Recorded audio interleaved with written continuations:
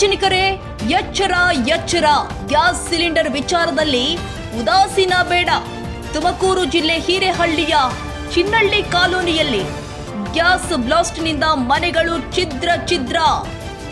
ಹನುಮಂತರಾಯಪ್ಪ ಎಂಬುವರು ಕೊಟ್ಟಿದ್ದ ಬಾಡಿಗೆಯ ಮನೆಗಳು 5 ಮನೆಗಳು ಗ್ಯಾಸ್ ಲೀಕೇಜ್ನಿಂದ ಛಿದ್ರಗೊಂಡಿದೆ.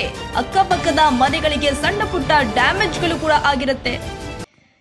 ತುಮಕೂರು ಜಿಲ್ಲೆ ತುಮಕೂರು ತಾಲೂಕು ಊಡ್ರಿಗೆರೆ ಹೋಬಳಿ ಹಿರೇಹಳ್ಳಿಯ ಚಿನ್ನಹಳ್ಳಿ ಕಾಲೋನಿಯಲ್ಲಿ ಹನುಮಂತರಾಯಪ್ಪ ಎಂಬುವರು 5 ಮನೆಗಳನ್ನ ವಲಸಿಗರಿಗೆ ಬಾಡಿಗೆ ಕೊಟ್ಟಿದ್ದು, ಆ ಮನೆಯಲ್ಲಿ ಬಾಡಿಗೆದಾರರು ಹೊರಗಡೆ ಮರದ ನೆರಳಿನಲ್ಲಿ ಕುಳಿತಿದ್ದಾರೆ.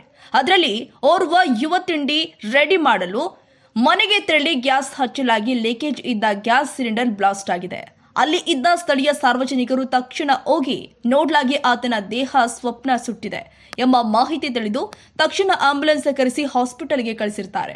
ಘಟನೆ ತಿಳಿದ ಕ್ಯಾತ್ಸಂದ್ರ ಠಾಣೆಯ ಆರಕ್ಷಕರು ಸ್ಥಳಕ್ಕೆ ಭೇಟಿ ಕೊಟ್ಟು ಘಟನೆಯ ಬಗ್ಗೆ ತನಿಖೆ ಮಾಡ್ತಾ ಇದ್ದಾರೆ ಅಂತ ಸ್ಥಳೀಯರಿಂದ ಮಾಹಿತಿ ಲಭ್ಯವಾಗ್ತಾ ಇದೆ. Shilpa R Gowda, crime bureau head, Nava Karnataka TV.